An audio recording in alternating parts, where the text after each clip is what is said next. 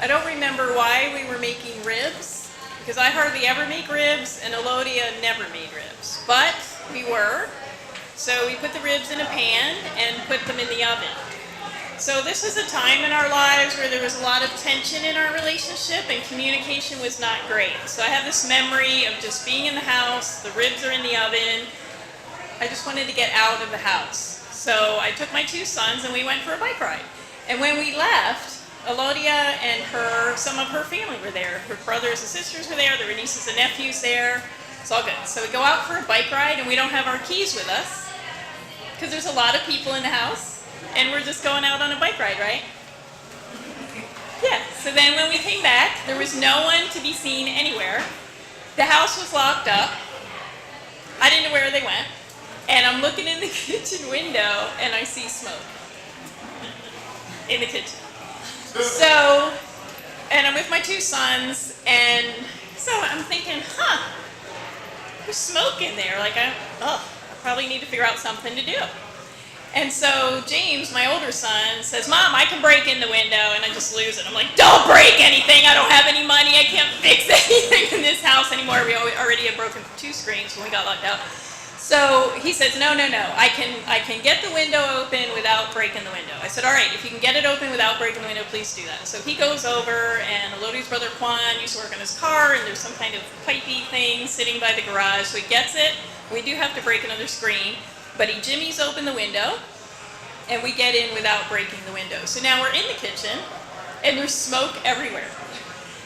And so I open the door to the oven, and these flames, the ribs are on fire. And so, I'm a college-educated woman, so I get a dish towel, and I put it over that.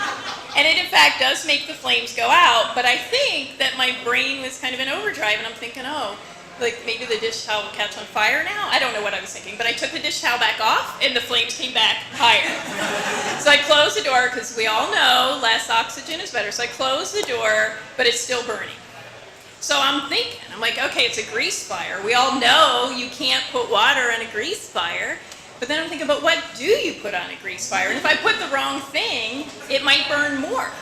Who do I know that could tell me what to put on a grease fire? That's what I'm thinking. I'm thinking I'd call somebody. I'm thinking, I could call the kid's dad. Would he know? I don't think he would.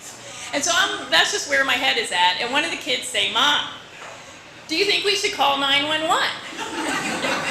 And so from the moment that he says that, I think, maybe. Yeah, I probably, because I can't figure out how to get this fire out, even though it's a relatively small fire in the stove. In the oven. I don't know. So I say, okay, we'll call 911. So call 911, and they're just go right into emergency mode. They're so serious, like, get everybody out of the house. Get them outside, get them off the porch, get them out of the house. So I'm just kind of like, okay. So, we go out, we're all out of the house. So while we're out in the yard, Elodia and her brothers and her nieces and nephews come home, and we're all out in the yard, and I'm telling them what's happening with the fire.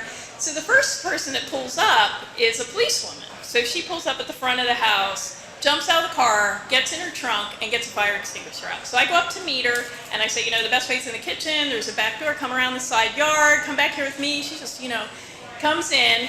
I followed her in. My partner, Elodia, and her brother, Juan. We all walk in, despite the warnings from 911 to get out of the house. We walk in, and the policewoman looks at Juan and says, open the oven door. And he just looked at her like, no. And he ran out of the house, because he was a smart person. She opens the door. Now, she's a policewoman. She has no protective gear on of any kind. She opens the door. The flames come out. They go up to the ceiling. And then, she puts it right out with a fire extinguisher. So it's really over. It's over at that point.